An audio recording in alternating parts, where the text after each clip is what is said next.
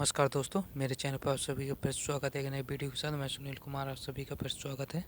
आज हम लेकर हैं वेल्डेड टेट के कुछ ऑब्जेक्टिव क्वेश्चन है जो परीक्षा के दृष्टि से महत्वपूर्ण क्वेश्चन है जो परीक्षा में बार बार पूछे जाते हैं। ये वीडियो आपको कैसा लगा आप कमेंट करके जरूर बताइए वीडियो के लास्ट में। अगर हमारे टेलीग्राम चैनल से ज्वाइन होना चाहिए तो लिंक डिस्क्रिप्शन में आप ज्वाइन हो सकते हैं, PDF वहीं मिल जाएगी।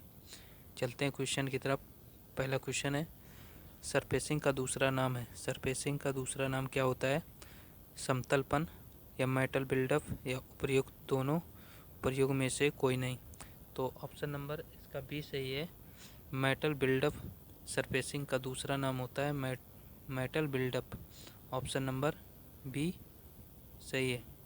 नेक्स्ट है, सरफेस या मेटल बिल्डअप का उद्देश्य। सरफेस या मेटल बिल्डअप का उद्देश्य क्या होता है? पार्टों को घिसना होता है या रिपेयर करना होता है? घिसे पार्टों को नए पार्टों की तरह बनाना होता है? उपर्युक्त सभी। तो क्या होता है? सरफेस या मेटल बिल्डअप का उद्देश्य होता है घिसे पार्टों को नए पार्टों की तरह बनाना। ऑप्शन नंबर इसमें सी सही है, घिसे पार्टों को नए पार्टों की तरह बनाना होता है। नेक्स्ट है, जब कठोर कणों द्वारा धातु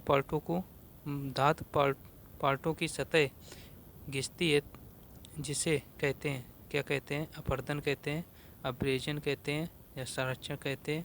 उपर्युक्त कोई नहीं। तो ऑप्शन नंबर इसमें बी सही है, अब्रेजन कहते हैं। ऑप्शन नंबर बी सही है। नेक्स्ट है, जब मेटल पार्टों की सतह पर रासायनिक या विद्युत रासायनिक आक्रमण होता है तो उसे क्या कहते हैं? संरक्षण या अपरदन या जंग? उपर्युक्त कोई नहीं। तो ऑप्शन नंबर इसमें ए सही है, संरक्षण कहते हैं। ऑप्शन नंबर ए सही है, ऑप्शन नंबर ए सही है। नेक्स्ट है, यह मेटल की सतह पर ऑक्सीडेशन के कारण, यह मेटल की सतह पर ऑक्सीडेशन के कारण होता है। संरक्षण होता है, जंग लगना होता है, इम्पैक्ट होता है, घर्षण होता है? क्या होता है? ऑप्शन नंबर बी सही है, क्या होता है? जंग लगना। ऑक्सीडेशन के कारण क्या होता है? जंग लग जाती है। ऑप्शन नंबर बी सही है। नेक्स्ट है, जब धातु की पार्टों की सतह पर तल या गैसों द्वारा उच्च गति पर स्ट्राइकिंग की जाती है तो उसे कहते हैं, स्ट्राइकिंग की जाती है तो उसे क्या कहते हैं? अपरदन कहते हैं, अब्रेजन कहते हैं, संरक्षण कहते हैं, जंग? तो ऑप्शन नंबर इसमें ए सही है, अपरदन कहा जाता है। स्ट्राइकिंग की जाती है उसे क्या कहते हैं? अपरदन कहते हैं। ऑप्शन नंबर ए सही है। नेक्स्ट है, मेटल पार्टों की सतह पर क्रमबद्ध बेल्ट मेटल की परतें चढ़ाने को क्या कहते हैं? मेटल पार्टों की सतह पर क्रमबद्ध बेल्ट मेटल की परतें चढ़ाने को क्या कहते हैं? बेल्डिंग कहते हैं या बीडिंग कहते हैं या पेंडिंग कहते हैं? उपर्युक्त कोई नहीं। तो ऑप्शन नंबर इसमें सी सही है, क्या कहते हैं? पैडिंग कहा जाता है। ऑप्शन नंबर सी सही है। नेक्स्ट है, सरफेसिंग के लिए वेल्डिंग प्रयोग की जाती है। सरफेसिंग के लिए कौन सी वेल्डिंग प्रयोग की जाती है? ऑक्सी एसिटिलीन गैस वेल्डिंग या मिग वेल्डिंग या टिक वेल्डिंग, प्लाज्मा आर्क वेल्डिंग? उपर्युक्त सभी। तो ऑप्शन नंबर डी सही है, उपर्युक्त सभी। सरफेसिंग के लिए वेल्डिंग प्रयोग की जाती है, उपर्युक्त सभी कैसे प्रयोग की जाती है वेल्डिंग के लिए? ऑक्सी एसिटिलीन गैस वेल्डिंग है, मिग वेल्डिंग है, आर्क या प्लाज्मा आर्क वेल्डिंग, ये सभी की जाती हैं। ऑप्शन नंबर डी सही है। नेक्स्ट है, सरफेसिंग में सबसे पतली परत वेल्डिंग द्वारा लगाई जा सकती है।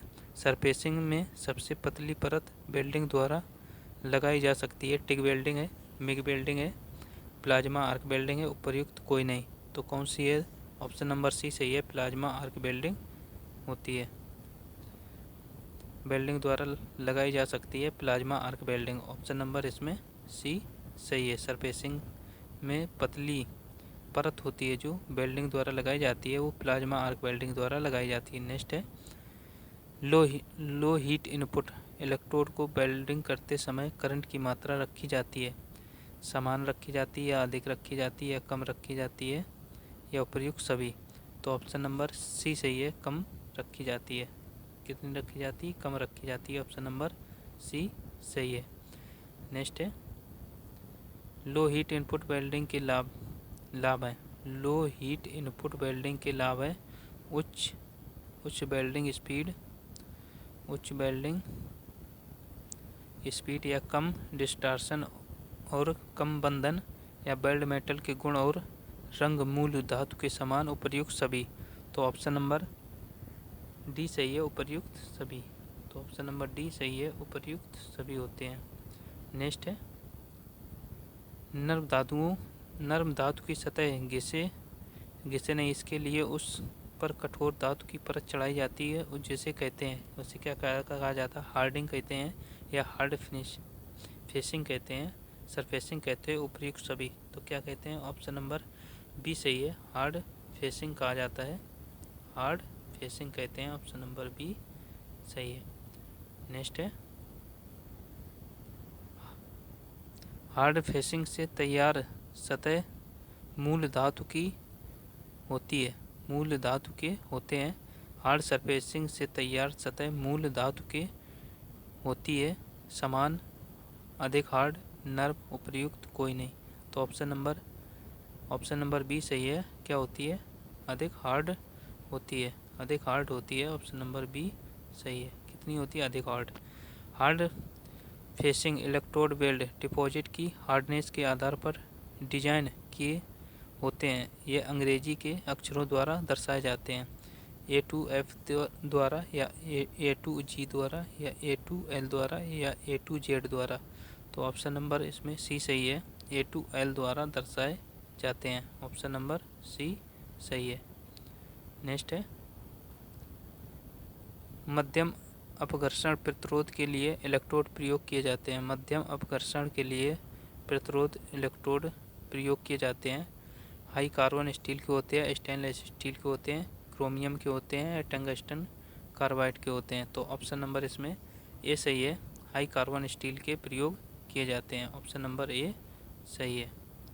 किसके होते हैं, हाई कार्बन स्टील के बने होते हैं। नेक्स्ट है बहुत अधिक अपघर्षण प्रतिरोध के लिए धातु के इलेक्ट्रोड प्रयोग किए जाते हैं, बहुत अधिक अपघर्षण प्रतिरोध के लिए धातु के इलेक्ट्रोड प्रयोग किए जाते हैं। कौन से होते हैं, स्टेनलेस स्टील होती है, क्रोमियम होते हैं या टंगस्टन कार्बाइड होते हैं, उपर्युक्त बी और सी।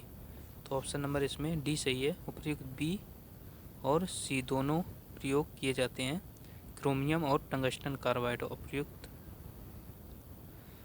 बी और सी, ऑप्शन नंबर डी सही है, क्रोमियम और टंगस्टन कार्बाइड। नेक्स्ट है नए पार्टों में इम्पैक्ट प्रतिरोध और माध्यम गंभीर अपघर्षण प्रतिरोध के लिए इलेक्ट्रोड प्रयोग किए जाते हैं। स्टेनलेस स्टील होती है, कार्बाइड होती है, क्रोमियम होती है, हाई कार्बन स्टील होती है। ऑप्शन नंबर 17 का ऑप्शन नंबर ए सही है, स्टेनलेस स्टील होती है, ऑप्शन नंबर ए सही है। नेक्स्ट है हार्ड फेसिंग का लाभ होता है, हार्ड फेसिंग होती है जिसका लाभ क्या होता है, पार्ट की यांत्रिक प्रचलन क्षमता बढ़ जाती है, नए व महंगे पार्टों के स्थान पर पुराने कम कीमत के पार्ट प्रयोग किए जा सकते हैं, पार्ट का जीवन काल 20 गुना बढ़ जाता है, उपर्युक्त सभी। तो ऑप्शन नंबर इसमें डी सही है, उपर्युक्त सभी। तो ऑप्शन नंबर डी सही है, उपर्युक्त सभी। पार्ट की यांत्रिक प्रचलन क्षमता बढ़ जाती है और नए व महंगे पार्टों के स्थान पर पुराने कम कीमत के पार्ट प्रयोग किए जा सकते हैं, पार्ट का जीवन काल 20 गुना बढ़ जाता है, उपर्युक्त सभी। तो ऑप्शन नंबर डी सही है। नेक्स्ट है किसी पार्ट की सतह पर लगातार चोट लगाने से वह पिचक जाती है या उसकी पपड़ी उखड़ जाती है, जैसे छेनी व हैंड हैमर का फेस इत्यादि, इसे वियर कहते हैं। इसे क्या कहते हैं, कम्पैक्ट वियर होती है या अब्रेजन वियर होती है या कोरोजन होती है या उपर्युक्त कोई नहीं। तो ऑप्शन नंबर इसमें ए सही है, क्या होती है, इम्पैक्ट वियर होती है, जिसके कारण जो पपड़ी होती है वो उछड़ जाती है, ऑप्शन नंबर ए सही है। नेक्स्ट है घर्षण के द्वारा लगातार घिसाई जैसे गिरारी के दांत होते हैं या ब्रुश रगड़ खाकर घिस जाते हैं, जिसे घर्षण कहते हैं। क्या कहते हैं? जिसे घर्षण कहते हैं तो उसे क्या कहते हैं? इम्पैक्ट वियर घर्षण कहा जाता है, या अम्ब्रेजन वियर घर्षण कहते हैं, या कोरोजन घर्षण कहते हैं। उपयुक्त कोई नहीं, तो ऑप्शन नंबर इसमें बी सही है। अब्रेजन वियर घर्षण कहा जाता है। ऑप्शन नंबर बी सही है। ठीक है दोस्तों, ये थे 20 क्वेश्चन। ये वीडियो आपको कैसा लगा कमेंट करके ज़रूर बताइए। मिलते हैं नेक्स्ट वीडियो में, तब तक धन्यवाद।